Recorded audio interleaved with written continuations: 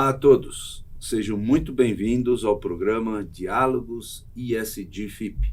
Eu sou Lívio Giosa, coordenador deste projeto especial Diálogos ESG, e em nome da FIP, que é a Fundação Instituto de Pesquisas Econômicas, eu vou moderar este nosso encontro. Estamos no 39º episódio do podcast que tem como tema como as boas práticas sustentáveis impactam os diversos setores do mercado. Este espaço de diálogos e debate tem como objetivo trazer a vocês que nos acompanham o estado da arte da temática sustentabilidade e a aplicação dos fatores ESG nas organizações. Lembrando que ESG é uma sigla que representa as palavras em inglês: o E, Environment, o S, Social e o G, Governança. Mas nós vamos aqui falar essas expressões em português para ficar muito mais fácil, e o E, lembrando, significa o ambiental. Este projeto nasceu da importante participação da FIP na discussão do tema, através dos seus técnicos e profissionais, tanto na consultoria pública e privada, quanto na grade de cursos, que apresenta o tema ESG na prática nos módulos básico e avançado. Importante também informar que o programa Diálogos ESG FIP tem o apoio do IRIS, Instituto ADVB de Responsabilidade Socioambiental, da SEBRASE, Central Brasileira do Setor de Serviços, da ANEFAC, Associação Nacional de Executivos de Finanças, Administração e Contabilidade, e do Sindiprestem, organizações estas que entenderam a importância do tema e os seus impactos junto a todos os públicos com que se relacionam e também junto ao mercado. Bem, precisamos dizer onde estamos. Este é o estúdio do Sindiprestem, Sindicato das Empresas de Prestação de Serviços e Terceiros, Colocação e Administração de Mão de Obra e de Trabalho Temporário no Estado de São Paulo, que nos apoia neste projeto, local este que realizamos todos os nossos encontros. Para você acompanhar os episódios do Diálogos ESG, basta acessar o podcast através do Spotify e canal do YouTube da FIP e nas demais redes sociais, o Instagram, o LinkedIn, Facebook e Twitter, e também nos canais e plataformas do Sindiprestem, do IRIS, da SEBRASE e da ANEFAC. Também, se você que nos acompanha tiver interesse em participar do curso ESG na prática, nos módulos básico e avançado, ministrado pelos professores Lívio Giosa e Augusto Roque, é só entrar no site da FIP, www.fip.org.br, e conhecer as condições de conteúdo programático deste curso e de todos os demais cursos disponibilizados pela FIP. Para dar início ao programa de hoje, quero apresentar os nossos convidados. Franciane Sotero, Head de Marketing e porta-voz de ESG na ABRINC, que é a Associação Brasileira de Incorporadoras Imobiliárias. Muito obrigado, Fran. Vou te chamar de Fran para ficar mais fácil a gente se comunicar. Super obrigado pela sua presença. E quero também agradecer a presença do Tacílio do Nascimento, que é o gerente de comunicação institucional da Toyota do Brasil. Muito obrigado, Tacílio, pela sua presença. Sejam muito bem-vindos. É uma honra ter vocês aqui conosco. A gente vai começar esse nosso diálogos. Só fazendo uma breve aqui concentração de informações para dar início à nossa pauta. É mais do que conhecido, e todos que nos acompanham, o quanto a temática sustentabilidade está hoje presente no dia a dia das nações, dos líderes mundiais, das instituições, das organizações, das empresas, de todos os setores econômicos, especialmente hoje na pauta das pessoas. Porque quem participou dessa discussão ao longo do tempo sabe que no passado a gente discutia essa temática, era uma temática muito densa. As pessoas tinham dificuldade de entender o termo sustentabilidade, o que isso impactava nas discussões. Só que agora, além dos veículos de comunicação darem um pouco mais de abrangência, disponibilização de matérias a respeito do tema, algo acontece e que mexe na vida de todos que estão aqui neste estúdio e todos que estão nos acompanhando nas redes sociais, que é o impacto das mudanças climáticas. Vocês lembram o que aconteceu a semana passada? Alguns estados brasileiros ficaram em alerta, especialmente o estado do Rio, o estado do Espírito Santo.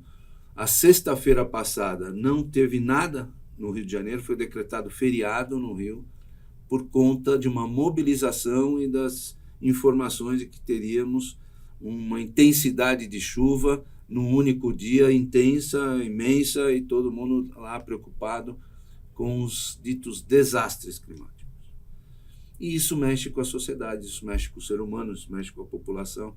E agora parece que os sinais começam a ser percebidos, só que para quem estuda, para quem está dentro do contexto, sabe que nós estamos atrasados, né? Atrasados nas soluções e especialmente nos comportamentos e atitude de cada uma das pessoas. Eu falo assim, né, chamo um pouco a atenção costumo dizer que o termo sustentabilidade, isto é com você, eu aponto para vocês dois nesse momento, porque você está na empresa, você está na escola, você está no município, no bairro que você mora, você está junto com seus amigos, você está na sua comunidade, você está com seus familiares, e você é o agente transformador. Não importa qual é o seu cargo, qual é a sua atividade, e é este conjunto de vocês que formam a sociedade é que precisam imediatamente tomar medidas para a gente tentar minimizar esses impactos. E é por isso que a gente traz essa temática do ESG, que é uma ordenação muito mais corporativa, e o tempo demonstra que as empresas aceleram as transformações. São as empresas que mais se engajam no processo transformador e elas acabam resultando em exemplaridade para a sociedade. E é isso que a gente vai contextualizar agora com vocês. Você, Fran, representando uma instituição, uma entidade que representa várias empresas, né? E a Toyota, que tem uma percepção de marca mundial e que é exemplo, não só no segmento automobilístico, mas um exemplo enquanto empresa. E é isso que a gente vai construir aqui para que a gente possa trazer para os nossos, para quem nos acompanha, este modelo de aplicação dos princípios da sustentabilidade nas organizações. Ok? Legal. Estamos alinhados? Combinado. Então tá bom. Eu vou conversar com você, Otacílio. Pode ser? Claro. Então, Otacílio, se apresente para o nosso público e fale em linhas gerais da sua especialidade profissional e das atividades da área de sustentabilidade da Toyota. Claro. E da fundação também, né? E da fundação. Muito bom. Lívio, primeiro eu queria agradecer pelo convite, é uma honra estar aqui nesse podcast, e eu participo de alguns podcasts e fiquei impressionado com o estúdio, com a estrutura. Não, está à altura dos convidados. Nossa, muito bacana, parabéns. Queria cumprimentar também toda a sua audiência. Eu trabalho há 22 anos na Toyota, comecei com 16 anos como menor aprendiz, estou lá até hoje. Tive a experiência de passar por várias áreas da Toyota e na área de comunicação. Você prefere que a gente converse em português ou em japonês? Eu sei algumas palavras em japonês. Nesse tempo todo a gente vai conhecendo algumas expressões. E 22 anos trabalhando na Toyota, na área de comunicação há 18 anos. E dentro dessa temática... É uma exceção, né? No mundo atual. Né? Pois é uma exceção para essa atividade, né? Porque hoje, normalmente, os jovens, e você é um jovem, tem nas suas premissas, né? Ocupar pouco tempo nas empresas, ter uma mobilidade maior. É um giro, parabéns, né? Maior. Tenho muito orgulho. E é engraçado, Lívio, que há 10 anos, pelo menos na Toyota, a gente tinha uma área chamada responsabilidade social. Uma área ambiental, uma área também que cuidava, né, das questões administrativas e de governança. E, na verdade, hoje a gente fala de ESG, mas isso na prática já acontecia na Toyota e nas organizações. A minha avaliação é que ESG é uma integração dessas temáticas para a gente somar esforços com todas as partes envolvidas. Então, além dessa posição na gerência de comunicação da Toyota, eu também acumulo função como diretor executivo da Fundação Toyota do Brasil, que inclusive agora vai completar 15 anos. A gente tem um compromisso muito forte com a sociedade brasileira, temos projetos por quase todo o Brasil e sou muito feliz de estar nessa posição. Eu sempre falo, a gente tem que se envolver e cuidar de projetos com propósito. Como que a gente pode fazer a diferença na sociedade, na cadeira onde a gente está? Então, hoje eu me sinto muito privilegiado. E a fundação, pegando seu gancho, a Fundação Toyota é a condutora dos projetos sociais, especialmente da Toyota, ou ela tem uma articulação maior? A fundação ela tem uma independência da Toyota, ela tem um CNPJ próprio, tem uma estrutura própria, com membros, claro, da sua mantenedora, que é a Toyota. E fisicamente está no mesmo espaço? Está no mesmo espaço da Toyota. A nossa sede fica na Toyota, mas a gente tem uma autonomia. Assim como qualquer outra fundação no Brasil, a gente presta contas para o Ministério Público e o nosso compromisso é com a sociedade brasileira. E do lado da Toyota, a gente entende que tem projetos que são muito voltados aos negócios da Toyota e aí são desenvolvidos pela própria Toyota. No caso da fundação, o que norteia o papel da fundação são 4 pilares: educação, meio ambiente, conservação ambiental, cultura e situações de calamidade pública. Essas têm sido as nossas premissas de atuação. Então, a gente sempre faz uma avaliação do contexto que a gente está, dos desafios que a gente tem no Brasil e como que a gente pode contribuir. Muito bacana. Só para a gente também ter uma dimensão, qual é hoje o aproximado número de colaboradores da Toyota no Brasil? A Toyota tem praticamente aí quase 6 mil funcionários. A nossa operação está muito centralizada no interior de São Paulo. Sim. Nossa matriz fica em Sorocaba e a gente também tem o centro de distribuição em Guaíba e outras operações e escritórios também em Pernambuco e em Brasília. Muito legal, né? E essa interiorização do desenvolvimento do Brasil, né, eu falo muito também nessa pauta, ela tem a maioria das grandes, da indústria automobilística, das grandes marcas vieram para o Brasil e foram para o interior, né? Deram um impulsionamento muito forte. Esse movimento começou muito no ABC, né? Onde tem a Volks, na época Ford, a Mercedes, e hoje a gente vê um movimento de ir mesmo para o interior. Mas no ABC eles estavam muito próximos de São Paulo. Esse era o objetivo, ficar próximo de São Paulo. Hoje não, vai para os rincões do Brasil. Sim. Não é só o interior de São Paulo. E quando a gente olha o investimento do setor, Lívio, tem um investimento importante sendo anunciado pelas montadoras, inclusive a Toyota, recentemente com 11 bilhões, em investimentos no Nordeste, no Sul. Isso é importante para o desenvolvimento do país. Muito legal, bacana. Franciane, por Obsec, se apresente também para o nosso público e fale em linhas gerais da sua trajetória profissional e das atividades da área de sustentabilidade da Abrainc. Vamos lá, Fran. Obrigado por você estar aqui. Viu? Eu que agradeço a oportunidade. Estou tomando um cafezinho ali, lembrando, né, que esse projeto começou há 2 anos. Sim. E aí, quando você começou a explanar ali o número de audiência, fantástico esse projeto. Parabéns, obrigada pela abertura. Então, para quem nos ouve, para quem nos assiste, eu sou Franciane, sou Head de Marketing da Abrainc. E hoje estou aqui também como porta-voz aí para esse tema tão importante, que é o ESG. E, bom, resumidamente, não tenho tanto ano de casa aqui, né? Então, como o Otto, vamos falar assim? Ota. Vamos falar assim. A gente estava criando aqui já uma parceria de o Ota. Fran e Ota, para ficar mais fácil. Então, eu estou na Abrainc há 6 anos. Para quem não conhece, a Abrainc é a Associação Brasileira das Incorporadoras Imobiliárias. Hoje, nós somos a única entidade que representa a incorporação imobiliária no Brasil, a nível nacional, Então, a gente tem empresa em todos os cantos. E a nossa missão é justamente promover o diálogo do setor, né, privado com órgãos públicos, promover desenvolvimento sustentável da cidade, trazer mais e melhores moradias para os brasileiros. A gente sabe que o nosso país é um país que tem um déficit habitacional gigante. Então, a Abrainc, ela foi fundada, nós fizemos agora recentemente 10 anos, nossa primeira década aí de fundação. E nesses últimos 10 anos a gente vem trabalhando muito para defesa do nosso país, desenvolvimento econômico.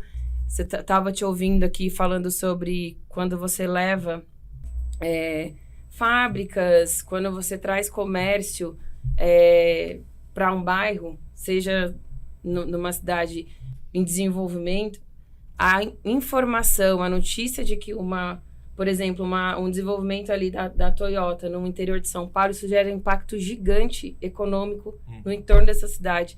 Isso vai muito de encontro aqui com o nosso setor. Quando o empreendimento é firmado, né, numa cidade, o interior de São Paulo é um exemplo disso, o quanto ele vem crescendo em função dessa questão do desenvolvimento imobiliário, isso reverbera em todas as cadeias.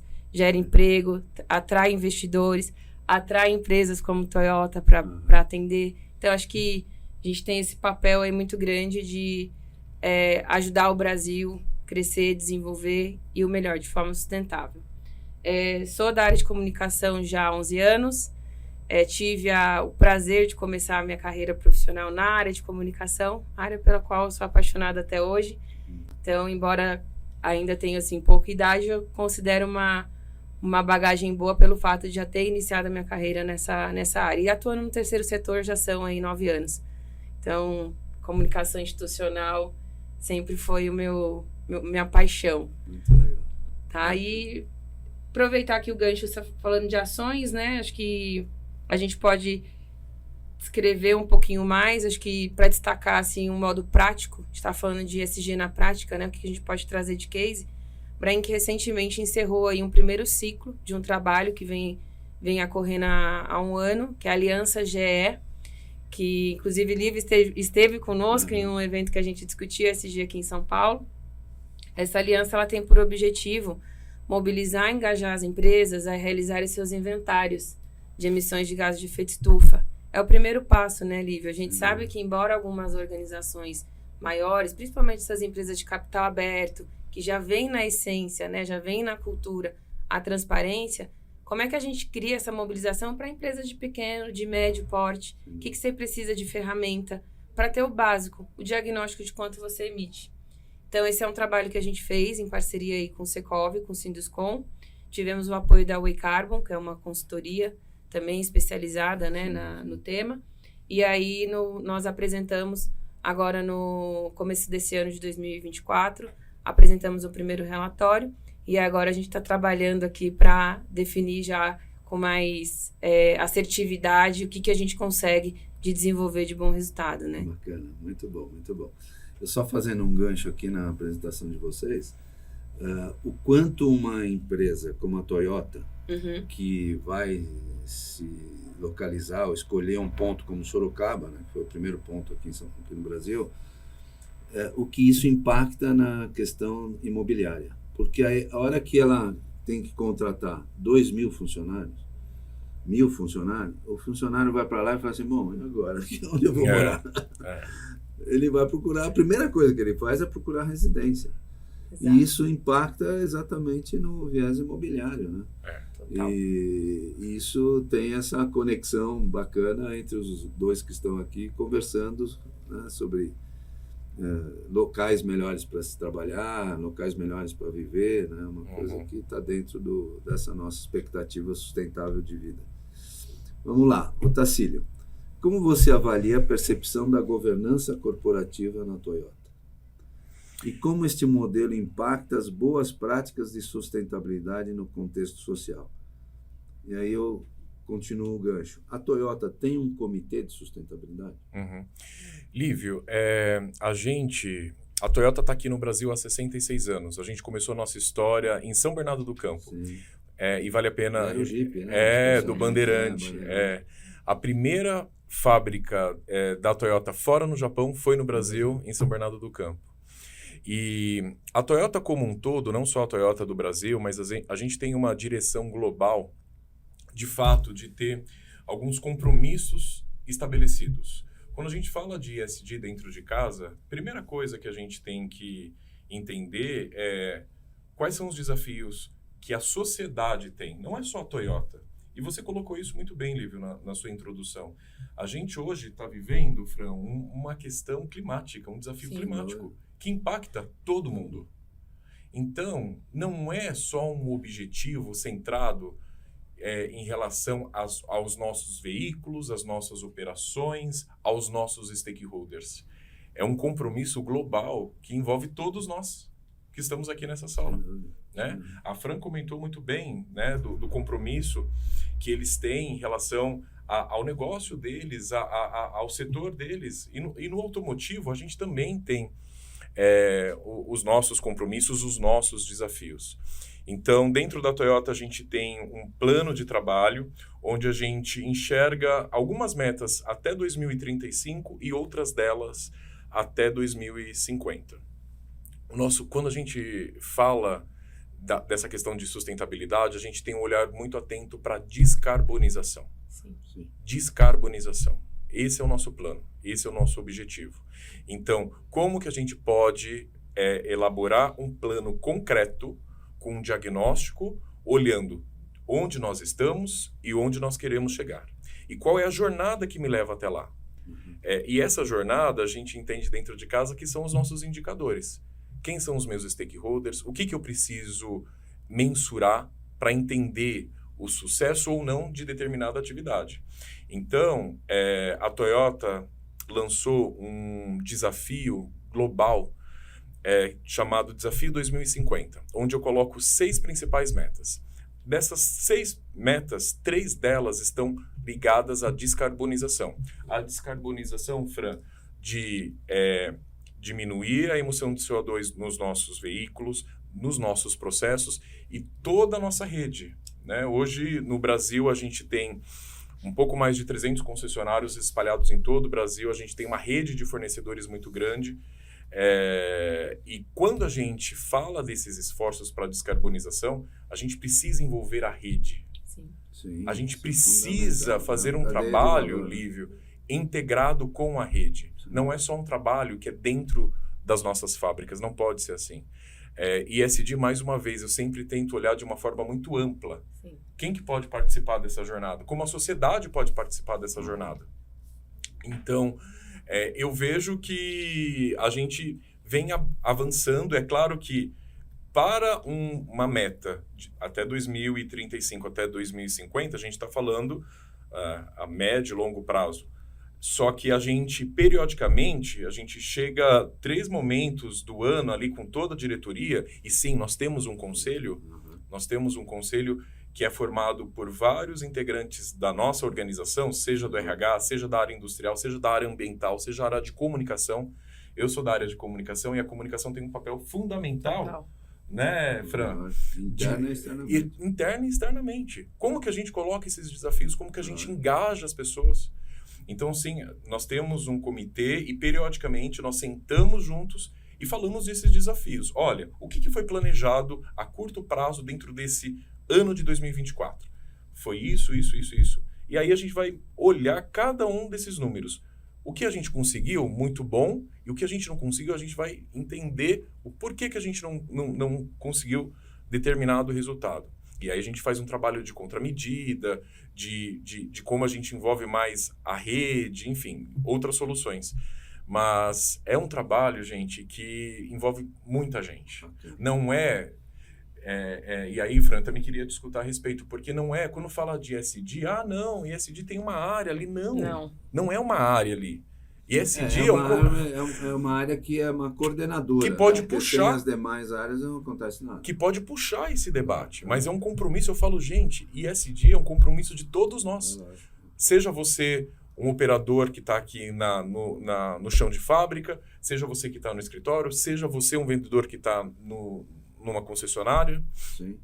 Então é isso. Perfeito. Acho que até pegando esse gancho que o Otto está colocando, me perguntar qual é o maior desafio hoje né, da pauta ESG dentro das organizações, sem dúvida, é essa integração e mobilização do 360.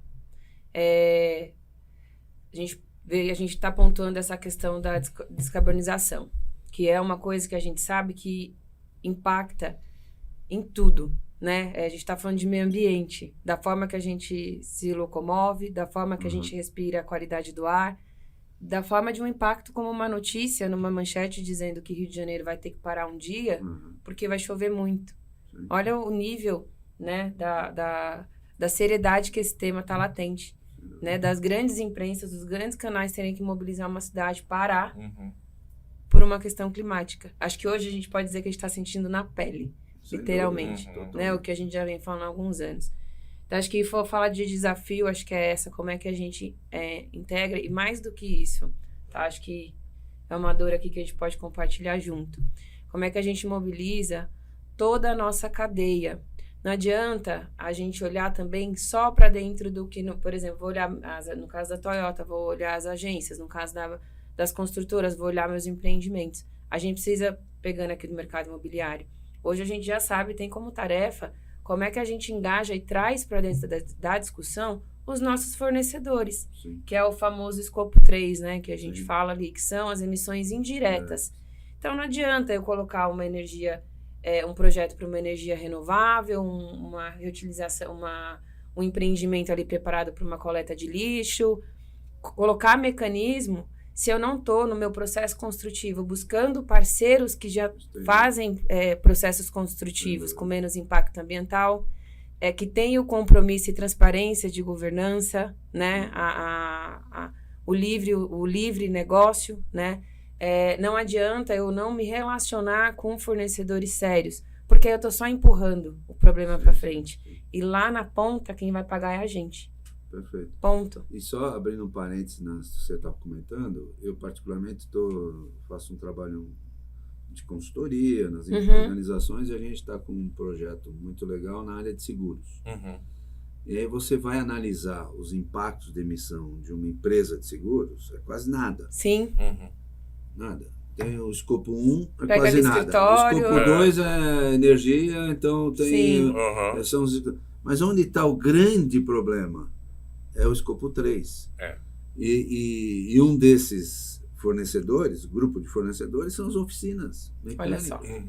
Então, esse trabalho vai levar lá na ponta uma atividade que, para você convencer a ele ter um tratamento sustentável em toda a sua linha de trabalho, seu ambiente de trabalho, o local que ele está, é incrível a oportunidade de engajar públicos que estão distantes dessa discussão. E que às vezes nem tem essa essência de que, calma, eu preciso mudar, porque isso vai mexer no meu negócio. E os testemunhos são incríveis, de oficinas familiares, cujo dono, cansado, ele não conseguia trazer os seus familiares para dentro, especialmente seus filhos. E com essa história da sustentabilidade, que é um tema que o jovem tem mais muito mais consciência, isso está mudando várias atividades como essa, trazendo e atraindo o jovem. Bacana. Porque ele abraçou a causa. Isso é importante. Transformar uma oficina sustentável. Eu vejo esse movimento, Lívio, e olha só, né? Eu acho que a gente sempre tem que ter uma narrativa, como a Fran falou, como que essas mudanças climáticas, como que tudo isso pode impactar a nossa vida. Eu recentemente estava num debate com concessionários da Toyota e a gente estava nessa discussão.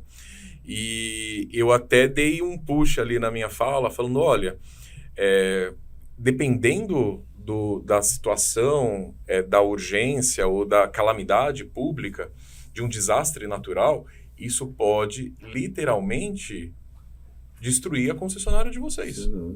Destruir. Simplesmente assim. Então, qual que é o impacto disso para o seu negócio? Total. Não, e não esquecendo, cá entre nós, né, que ninguém nos ouça, hein? O veículo é um agente emissor de carbono, está todo mundo vendo. Sim. Tá certo? Então, a empresa ela produz algo que impacta absolutamente. Então, ela, hoje mais do que nunca, a indústria automobilística está voltada para não só para inovar, mas também mitigar ao máximo as emissões, né? Sim. Então, isso passa a ser algo evidenciável. Sim, sim. Muito legal. Fran, agora é com você. O segmento de incorporadoras imobiliárias avançou muito na questão de práticas sustentáveis nos últimos 3 anos.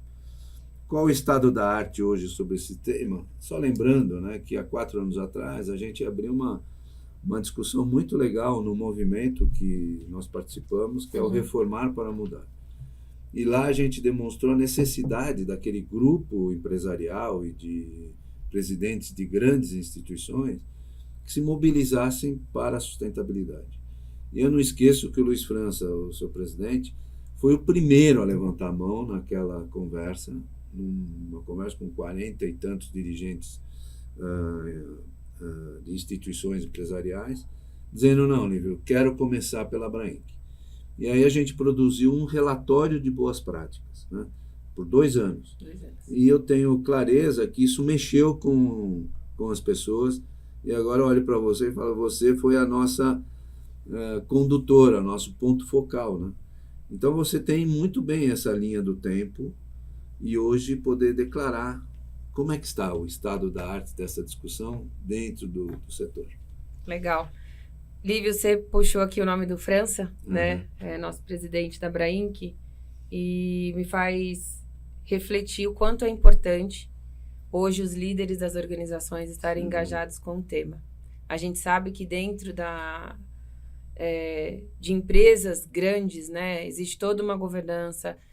Investir em ESG, né, não é uma questão de tempo, é investimento de dinheiro, é investimento de pessoas, né, formação de pessoas. É uma coisa que eu acho muito interessante desse tema. Antes você procurava ali um curso, não existia um curso para você aprender sobre especificamente sustentabilidade, era uma coisa solta. E hoje você consegue, inclusive, usando a tua fala, você pega o estado da arte desse termo que é tão importante e que está tão em voga. Hoje a gente consegue buscar especializações, o seu curso é um exemplo desse, que te dá clareza por onde começar. Acho que mensagem que eu gostaria até de deixar aqui, já aproveitando esse canal, é que se tiverem lideranças aqui, diretores, enfim, pessoas tomadores de decisão, que sentem com as suas equipes, que escutem e que se engajem no tema, que a gente sabe quando a gente tem abertura, né, a gente que está aqui na ponta, que está conversando ali no dia a dia, que está no front da comunicação, que é o meu caso, a gente sabe o que é esse desafio. Então, acho que quando a gente tem uma liderança que abraça, então, França é uma dessas lideranças que me deu esse espaço, que felizmente hoje a gente consegue colocar isso no nosso dia a dia dentro da nossa associação. Falando de modos práticos, né? Agora, recentemente saiu o dado do CAGED, nosso setor aí representa 11% de empregos gerados com carteira assinada no Brasil. É um crescimento bem expressivo, até trouxe aqui, estava tentando buscar algumas informações, a gente comparou com o ano passado, já é um crescimento aí de 56%, se comparado ao ano passado, ou seja, mostra como o nosso PIB agora acabou de ser divulgado, o PIB do nosso Brasil cresceu, então acho que a gente se coloca aqui, né, acho que os números mostram, a gente se coloca como impulsionador do nosso setor e que, naturalmente, isso mostra também a potência que as incorporadoras imobiliárias têm aqui no Brasil. Eu teria, assim, Lívio, mais de 70 cases para ficar falando aqui com você, mas para contextualizar de modo amplo dos movimentos que a gente tem visto, tá? A Abrainc, ela é uma indutora do diálogo. A gente conecta essas incorporadoras para fazer trocas, para compartilhar cases, a gente promove reuniões, cafés, webinars, alguns ali mais nichados, segmentados, e esse compartilhamento de informação é muito importante. A gente tem alguns agentes aí que vêm impulsionando o nosso setor, as certificadoras é uma delas, né, de prédios sustentáveis, a gente tem Enes, LEED, a própria Caixa Econômica tem o selo Casa Azul, né, que é um selo que ele é dedicado a aprovar projetos que tem o viés de investimento ali de impacto social. A BRZ, inclusive, é uma das nossas associadas, que foi pioneira na emissão desse selo Casa Azul. Então, todo o projeto, ele tem um olhar da sustentabilidade e do impacto social que aquele empreendimento tem.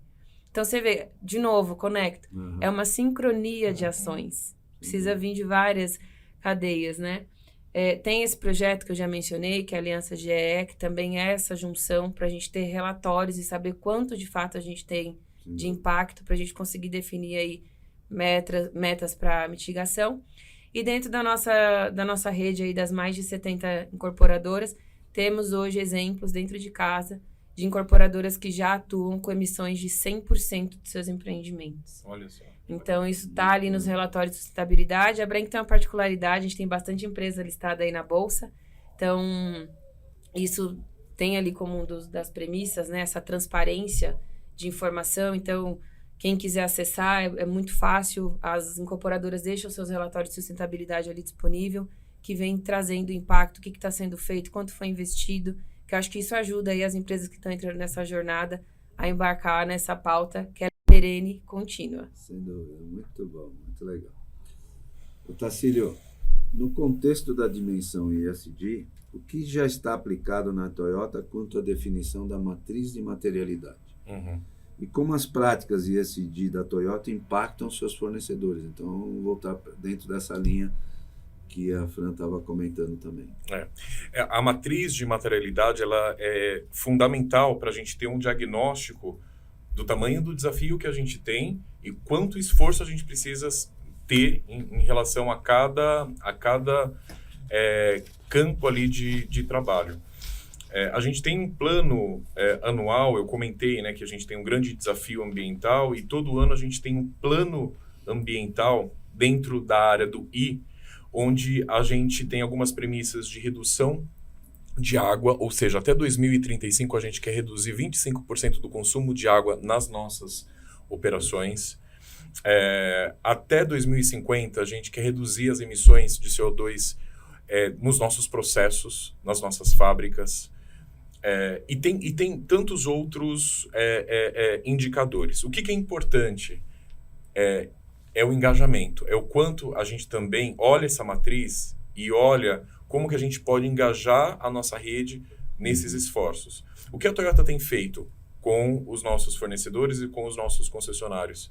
A gente lança alguns desafios, a gente inclusive tem dois grandes eventos que acontecem no final do ano, que é o Suppliers Conference e Dealers Conference, né, que é a convenção dos fornecedores e dos concessionários, onde nós reconhecemos os esforços deles.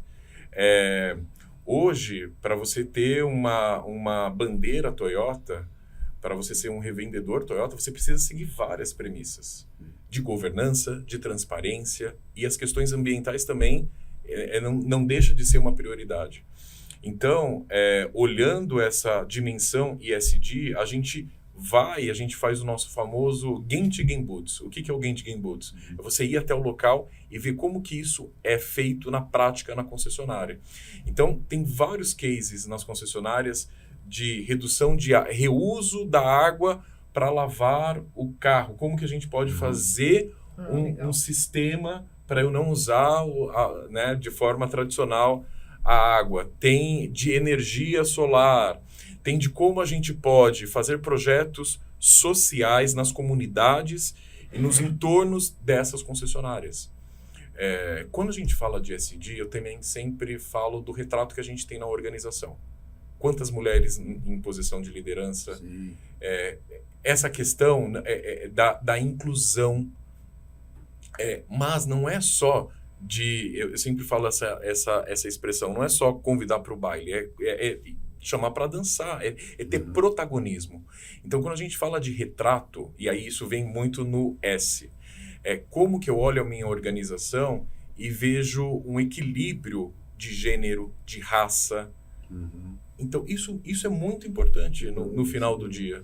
Então, a gente também olha essas iniciativas na nossa rede, de como eles têm um apoio concreto nesses entornos e no desenvolvimento social dessas cidades. E olhando o G, é claro, tudo isso, Olívio, isso tem que ser feito de forma ordenada, de forma transparente.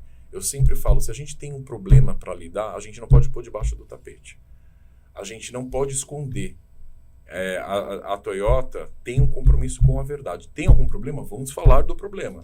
E vamos tentar chegar na causa raiz. Seja ele no aspecto ambiental, seja ele no aspecto social, seja ele no aspecto de governança. Falar da dor não é fácil, né? Não é Mas fácil, é necessário. não é fácil, nos deixa desconfortável, mas é necessário, é necessário. Bacana, muito legal. A gente estava até comentando um pouco disso, pegando esse gancho, né? Não é marketizar, Sim. é transformar mesmo. Acho que não vamos só deixar isso aqui muito claro. Chamar para o jogo quem quer jogar. Acho que não é campanha de marketing, o tal dos greenwashes, né? Não é o chamar para dizer que a gente é do movimento verde, a gente é da... Não. O que a gente está fazendo de efetivo? De real, né? E assim, o que é legal do ganho dessa coisa midiática é, inclusive, esse holofote para um olhar para quem está fazendo. É verdade. Acho que esse movimento, né? Esse movimento da ONU, o Pacto Global, a Brainc, inclusive, é signatária do Pacto Global desde 2022. A gente tem um compromisso, inclusive, de promover as mudanças, porque a gente tem que enviar ali o relatório anual. Então, o que a gente vai colocar no relatório de efetivo? Então, é um compromisso, acho que isso reforça. Acho que trouxe um novo movimento, sabe? Do como a gente reverbera e promove aí a mudança. E você falou, Fran, do relatório, né? Recentemente, agora, a gente lançou o nosso relatório de sustentabilidade, onde a gente coloca todos esses esforços. Mas um ponto que eu queria adicionar é sobre o nosso plano de descarbonização. A Toyota, globalmente, tem 63 modelos eletrificados. Quando a gente fala de eletrificação, a gente tem várias soluções. Uma solução dessas é o veículo elétrico, que muito tem sido debatido agora no setor, na sociedade. Mas o outro é a tecnologia híbrida. E essa tem sido a nossa aposta para a região, para a região da América Latina e para o Brasil. Como que a gente pode trazer soluções tecnológicas para a sociedade, olhando o contexto da sociedade. E adicionalmente, a gente fala de uma tecnologia híbrida flex. A Toyota foi a primeira organização, a primeira empresa a lançar um carro aqui no Brasil, foi o Corolla em 2019, com essa tecnologia. E é uma tecnologia que muita gente às vezes ainda tem dúvida, fala, mas eu preciso carregar na tomada. Como é que funciona, não precisa. Né? Porque a própria frenagem, quando você está andando com o carro, isso já gera energia para o próprio carro. Então, é claro, eu tenho veículos elétricos, eu tenho veículos movidos a célula de hidrogênio, por exemplo, que é o Mirai. Mas a gente precisa olhar o contexto e ver, para cada contexto, o que faz sentido. Então, quando a gente fala de descarbonização, isso é um olhar também muito específico para cada região, para cada mercado, e como é que a gente faz um plano concreto para fazer essa mitigação. Bacana. Que, inclusive, hoje ele me explicou sobre essa coisa do híbrido, que ainda é um pouco sutil. Eu achei fantástico. E na minha cabeça, o híbrido era aquela coisa de você... Eu quero usar o modo elétrico e eu preciso carregar. Aí eu desativo. Daí depois eu quero usar o modo... Ele está no contexto mesmo da locomoção do muito carro. Bacana. Muito bom, muito legal. Ok. Fran, você percebe, diante do que já está exposto por você e das experiências, né, da Brainc, você percebe o maior engajamento dos associados nas questões das práticas sustentáveis, né? Quer dizer, talvez esse é o grande esforço da entidade. E o que a própria entidade tem feito para acelerar a participação das empresas associadas? Sem dúvidas, as empresas elas estão super engajadas. Acho que a Brainc ela é esse grande catalisador aí de informação, de dores, e cria essa sinergia entre as empresas, inclusive em suas diferentes fases, né? Daquela, como eu te falei, a gente tem empresas hoje que estão já com seus projetos fechados, com as suas metas estabelecidas, e a gente tem empresa que estão ali ainda. Sim. Como é que a gente começa? E então, acho que maior riqueza, acho que de fazer parte, estar dentro desses comitês ali enquanto associada à Abraim, que é essa possibilidade de fazer essa troca e fazer escolhas ali mais assertivas, né? Do ponto de vista da Abraim, o que a gente tem hoje na nossa agenda, né? Voltado para a pauta ESG. Começo por dentro de casa. A Abraim, que há pouco mais de 2 anos, deu uma reforçada no seu time técnico. A gente hoje tem um diretor nosso, que é representado pelo Vladimir, de desenvolvimento urbano e ambiental. Então, hoje a gente tem mais equipe dentro de casa, inclusive para conseguir trazer dados, consolidar dados e promover esses projetos, como o Projeto Aliança que eu citei. Tem outros projetos envolvidos com outras consultorias que a gente está em desenvolvimento, logo menos a gente começa a divulgar. Do ponto de vista ali de organização, a gente tem um trabalho do nosso RH. Recentemente a gente lançou uma cartilha concorrencial que explica quais são as diretrizes ali corretas quando você vai contratar um fornecedor, quando você cria livre concorrência. Esse material ele foi disponibilizado para os nossos associados e também está disponível no nosso site para quem quiser acessar. É um guia orientativo aí para melhores práticas do setor, que é um material riquíssimo. Nós fizemos, agora a gente está trabalhando na pauta da LGPD também, que é um trabalho de orientação. A gente lida hoje, né, com esse mar de dados, como é que a gente traz essa segurança para dentro de casa também, no compartilhamento de informação. E a gente promove, Lívio, durante o ano inteiro, rodas de conversas. A gente teve, ano passado, nós conversamos sobre a diversidade e inclusão dentro das organizações. Então, foi um grupo que nós fizemos uma conversa. Nós trouxemos as lideranças, as pessoas que atuam hoje na área de recursos humanos, porque é aquela dúvida, né? Como eu posso chamar? Como eu descrevo a minha vaga de emprego quando eu abro? Como eu posso deixar isso de uma forma que eu abrace a inclusão, que eu aceite todos os perfis? Então, a gente fez um trabalho ali também de conscientização, de orientação. Foi bem legal essa palestra.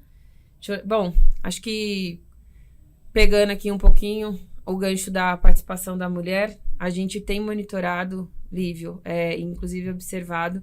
Acho que já chegou aí em outros setores a questão da escassez de mão de obra, né? Acho que é um tema aí que está na pauta, inclusive, de governo, né? A gente sabe que o nosso mundo está mudando. Inclusive, tem manchetes já aí, né, em grandes jornais falando sobre o tema. E a Abraim tem feito um trabalho de entender como a gente atrai mais mulheres para o mercado, também para o canteiro de obras. Já tem indicadores que as mulheres têm um protagonismo diferenciado nos acabamentos. Muito forte, né, Lívia? E desculpa, porque eu queria mencionar um case da Fundação Toyota do Brasil. Todo ano a gente abre um edital focando nessa questão da diversidade, como a gente pode ter projetos com esse olhar. Sim. E veio um projeto para a gente de mulheres que queriam uma formação na área da construção civil. E Se aí duvidar, tem o dedo da Abraim que lá, hein? Olha, pode ser que tenha. E aí eu fui tentar entender melhor sobre o projeto, sobre o escopo. E no descritivo tinha uma avaliação que falava assim: olha, por que é importante ter uma formação dedicada apenas para mulheres? Porque nas tentativas de muitas aqui em encontrar uma formação tradicional, a grande maioria é com homens e elas não se sentem num ambiente confortável, muitas vezes até com situações difíceis para elas lidarem. E o que acaba tendo uma desistência no meio desse programa. E eu falei, poxa, é esse tipo de iniciativa que a gente tem que apoiar. E no final a gente formou 60 mulheres. E é sobre isso, gente. A gente está formando mulheres na área de construção civil. Bacana. Por isso que eu falo, claro, a gente está no setor de mobilidade, mas como a gente olha a educação, como que a gente olha esse compromisso de ESG para uma audiência que precisa desse apoio. Eu acho que a gente precisa tomar um cafezinho aqui depois. Vamos tomar um café. Esse programa aqui já teve vários Olha só. encontros bons. Tá vendo como tem cross? Não é um problema único, especial daquela área. É uma coisa global. Muito bom. E aí acho que essa questão da mulher a gente tem projetos esse ano já, inclusive voltado para a capacitação de mulheres na construção civil, a gente tem monitorado, hoje a gente tem um único indicador, na verdade, que traz um pouquinho mais de dados, que é o do próprio CAGED, que hoje tem o recorte da participação da mulher, que são com carteira assinada. Até de 2023, a gente teve um aumento aí para 14,4%, comparado ao ano passado, que era 12,2%. Então, você vê ainda uma crescente, né? Esses dados que eu estou passando é 23 contra 22. Continua-se o aumento aí da participação da mulher, mas de uma forma ainda muito sutil. A gente está falando de 158 mil vagas com mulheres. Aliás, esses 14% é relacionado a 158 mil vagas.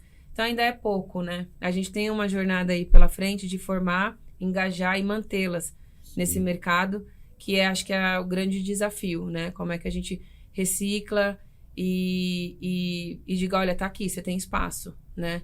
Acho que, pegando ainda essa pauta da mulher, a gente já lidera há 3 anos uma campanha chamada Mulheres à Obra, que é basicamente um canal que a gente abre para que as mulheres exponham as suas histórias. A gente mapeia isso, a gente vai atrás de parceiras. Ano passado a gente teve a participação da ONG Mulheres em Construção com a gente, que você deve conhecer. Legal, sim. E trouxemos elas para contar histórias. E aí a gente ouviu histórias lindas de mudanças de vida, de mulheres que antes só se viam ali como ou cuidadora do lar, ou como faxineira, e que hoje são eletricistas, de nível 1, nível 2. Então é impressionante ver essa transformação. E aí dentro desse canal, a gente agora, inclusive, está encerrando aí nossa 3ª edição. A gente faz um pool de conteúdo, reverbera nas nossas redes sociais, mas durante o ano inteiro a gente vai requentando aí, trazendo para inspirar, né? E aí são todos os níveis, desde a que estão ali na presidência. A gente tem uma história linda de uma das nossas associadas que começou como engenheira ali, estagiando, e aí ano passado assumiu a presidência da empresa. Olha só que legal. Então a gente fez uma entrevista com... São histórias lindas, assim. Muito Deixa legal, aqui o convite para vocês conferirem também. Muito bom. Ô, Tacílio, a gente já comentou um pouco, mas é só para reforçar, né? A questão da redução das emissões de carbono na operação industrial está presente na Toyota, isso é claro. E vocês têm um inventário de emissões, incluindo inclusive a cadeia produtiva? Temos. E esses impactos são medidos? Eles são medidos. A gente sempre olha, né? Escopo 1, escopo 2, escopo 3. É importante a gente ter esse diagnóstico, entender qual tipo de solução se enquadra melhor para cada escopo. Então, a gente sempre olha dentro da fábrica. Dentro da fábrica, a gente tem vários processos. Por exemplo, o processo da pintura. Como que a gente olha e faz uma lupa em um processo específico e fala qual é o consumo de água nesse processo. E aí a gente vai juntando todas essas informações e chega num plano e nesse diagnóstico. O que é importante, eu queria aqui destacar, Lívio, a Toyota ela é uma empresa que tem como filosofia melhoria contínua, que é o Kaizen. O Kaizen você sempre vai olhando uma situação e observa como que eu posso melhorar aquela situação. Então, quando eu olho esses desafios ambientais e como que eu posso mitigá-los, a gente tem um trabalho com toda a liderança dos Kaizens ambientais. Então, alguém fala assim, nossa, mas espera aí, nesse processo de pintura, hoje o consumo é com uma tinta com componente X. Mas se eu fizer com outro componente que pode ter um impacto menor ambiental e lá no final do dia, lá no final da conta, isso pode ter uma contribuição para a emissão de carbono, como que a gente pode olhar essa experiência no dia a dia? E aí a gente vai fazendo os testes, vai aplicando, e isso se forma um Kaizen ambiental. Então, isso é uma prática do dia a dia. E aí eu convido...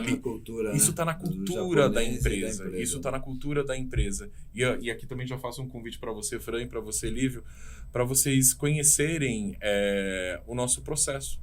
Esperando e não só como nunca esse convite. Gente, e não só vocês, eu acho que eu convido também aqui toda a sua audiência. A gente tem um programa de visitas da Toyota, todo mundo tem a oportunidade de conhecer e fazer parte desse programa de visitas. É só entrar no nosso site toyota.com.br e lá você pode se inscrever. Mas olhando cada operação, a gente vê esses kaizens, esses esses esforços dos membros de cada área olhando a descarbonização. E aí, eu também reforço uma palavra que a Fran colocou aqui, o quanto é importante esse engajamento da liderança. Sim. Isso tem que estar no discurso do CEO e do presidente da empresa. E não só está no discurso, mas como está na prática, Sim. como está no dia a dia. A gente falou, Olívia, você falou da questão cultural, isso tem que estar dentro do dia a dia, tem que ser algo natural das organizações. Não vamos parar para discutir a oportunidade ambiental que a gente tem que ter aqui. Não precisa parar. Isso é uma roda que tem que girar naturalmente. Não, e essa prática você acaba engajando os funcionários, como a gente comentou aqui, e ele é um agente transformador. Ele sai de lá da empresa e vai para casa, vai para os amigos, vai para a escola, vai para onde ele for. Ele tem uma oportunidade de fazer a mesma coisa que ele está realizando na organização. Muito bom. Fran, você já comentou, mas só para dar agora um fecho mais detalhado, se for o caso, conte-nos sobre o programa de inventário das emissões de carbono, né, dos gases de efeito estufa, especialmente nas obras, e se isso envolveu a cadeia produtiva. Você estava já fazendo alguns comentários, se quiser aprofundar mais alguma coisa, comenta. Claro. Esse projeto, na verdade, ele foi dividido em algumas fases. Essa primeira fase foi a que nós concluímos, agora no começo desse ano, que foi o engajamento das empresas. A gente teve mais de 64 empresas. Como a gente envolveu o Secov, o Sinduscom São Paulo, Secov São Paulo e Sinduscom São Paulo, a gente recebeu empresas de todos os portes, né? Pequeno, médio e as maiores. A gente teve aí mais de 60 empresas participando. Então, a primeira fase foi essa: mobilizar as empresas, trazerem para a conversa, explicar o que é o inventário, explicar a necessidade, né? Qual a importância das empresas terem isso no seu dia a dia, né? De estar no seu processo construtivo. Isso não é um projeto começo, meio e fim. Você tem que fazer isso em todos os seus projetos aí de desenvolvimento imobiliário. E aí, coletamos esses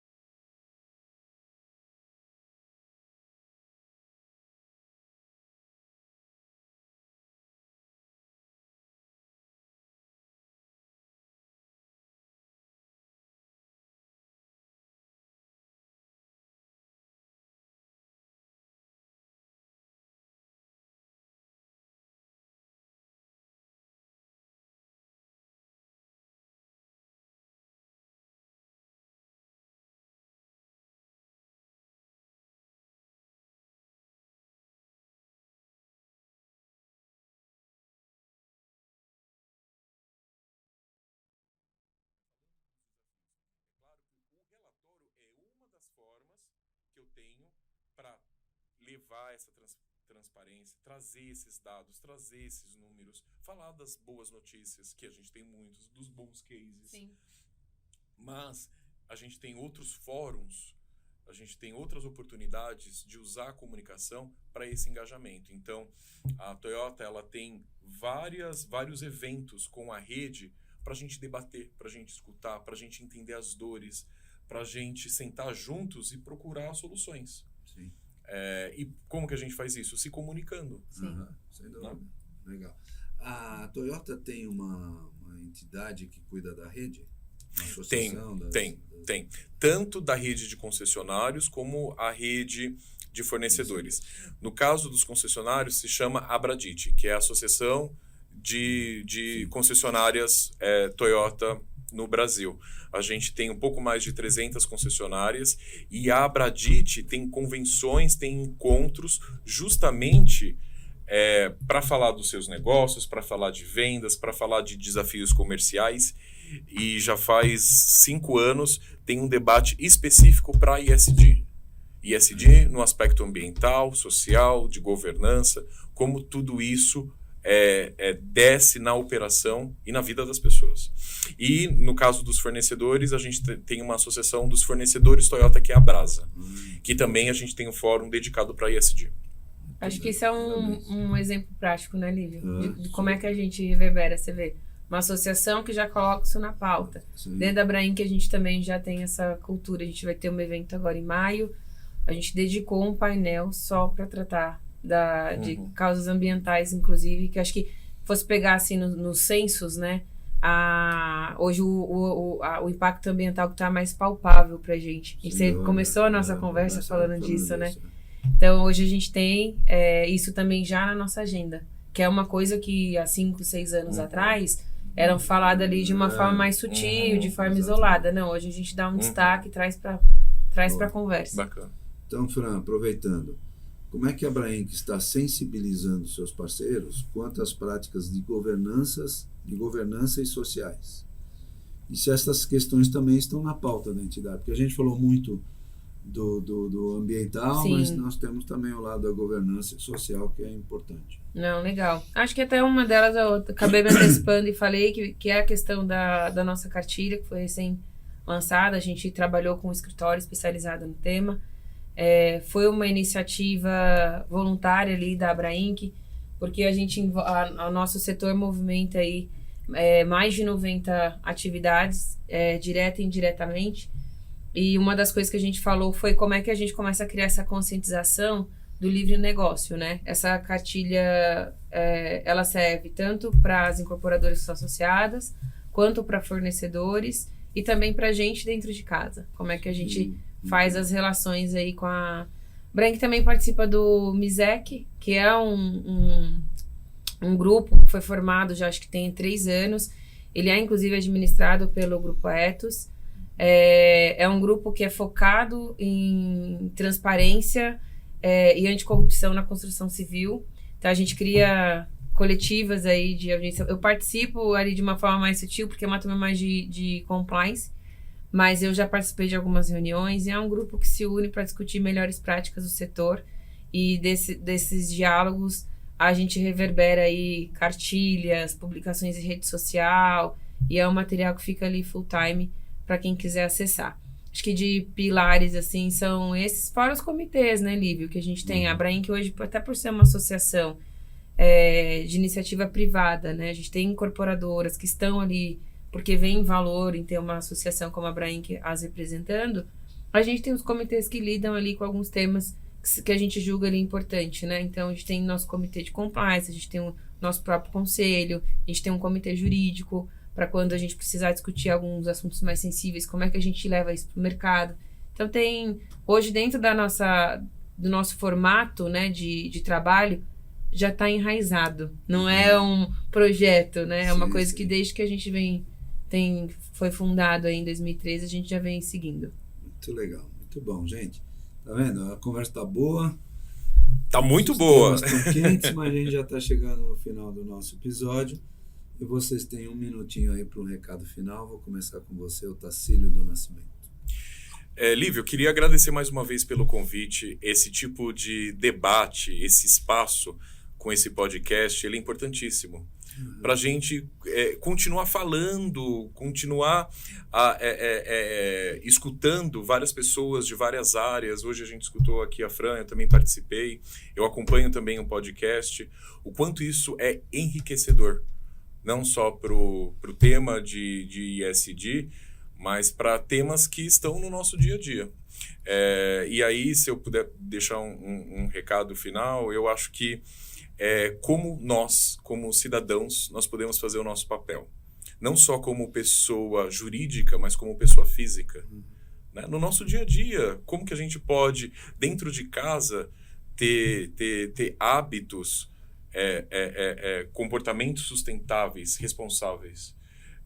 Eu sempre falo, a gente pode começar pequeno, a gente pode olhar um determinado desafio e falar, poxa, como que a gente pode mitigar, como que a gente pode olhar todo o processo para a gente chegar lá na frente e trazer um resultado positivo para a gente. Então, e esse podcast é um exemplo concreto disso. É um debate justamente para a gente falar. Queria te parabenizar. Sei que é uma audiência muito relevante aqui, por isso que eu me sinto muito, muito honrado de estar aqui nessa cadeira. E se sua audiência quiser acompanhar um pouco mais das iniciativas da Toyota e da Fundação Toyota, por favor, nos acompanhem nas nossas redes sociais. Estamos no LinkedIn, sempre contando as nossas novidades, tanto Fundação como Toyota, e outras redes sociais também, Facebook, Instagram. Eu acho que a gente sempre tem que ter um propósito. Um propósito de como que a gente pode transformar a vida das pessoas. E ESG é sobre transformar a vida das pessoas. Vamos fazer a diferença. É verdade, muito legal. Obrigado, Tacílio do Nascimento. Você, Franciane Sotero, suas palavras finais. Bom, também gostaria de deixar aqui meu agradecimento. Foi um prazer enorme, depois de 2 anos, né, Lívio, voltar aqui para esse estúdio maravilhoso. Inclusive, parabéns aqui pelo projeto e pela sua resiliência nesse tema. Sim. Que é impressionante aí ver a sua dedicação nisso, seu trabalho que você faz aí de educação, junto ao apoio, inclusive, aí que você tem da FIP. Acho que isso é muito bacana. Para mim foi muito bom conhecer um pouquinho mais. Acho que ficou um aprendizado aqui para mim, de como é importante os setores se comunicarem também. A gente não precisa olhar só para dentro de casa. Acho que hoje você deu um exemplo aqui, né? Não tinha essa informação. A Toyota participou de um projeto de capacitação de mulheres na construção civil. Você vê as coisas como elas se conversam, o exemplo da água e todos os outros que a gente conversou aqui. Acho que traz na prática, né? O tal do ESG na prática, o quanto é importante essa integração da sociedade para as mudanças aí dentro das premissas de ESG.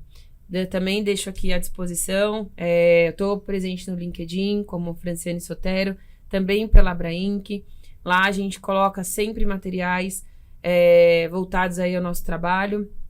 Ontem nós divulgamos nosso anuário, que é feito ali já seguindo as premissas do Pacto Global. E também tem o nosso book ESG na Prática, está com a 2ª edição, é um material totalmente gratuito. Só acessar lá o nosso site. Convido as empresas, incorporadoras, não incorporadoras, sociedade civil, enfim, quem nos ouve, quem nos assiste, a acessar esse material. E novamente, Lívio, muito obrigada. Desejo aí muito sucesso e que muitas rodadas de diálogo aconteçam ainda aqui nesse estúdio. Muito legal, muito obrigado, gente.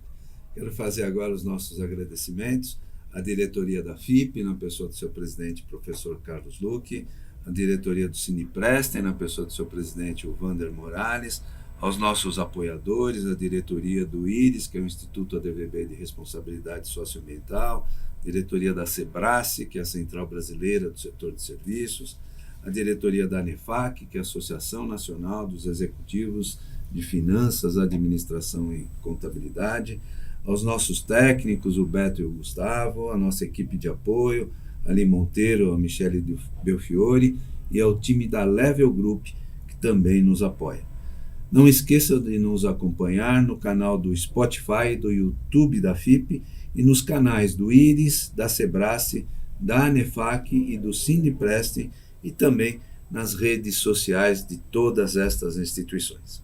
Agradeço aos nossos convidados, vocês foram perfeitos, foi muito gostoso conversar com vocês. E também a você, que nos acompanhou neste Diálogos ISD-FIP, com o apoio do Sindiprestem, do IRIS, da Sebrae e da ANEFAC. Até o próximo episódio.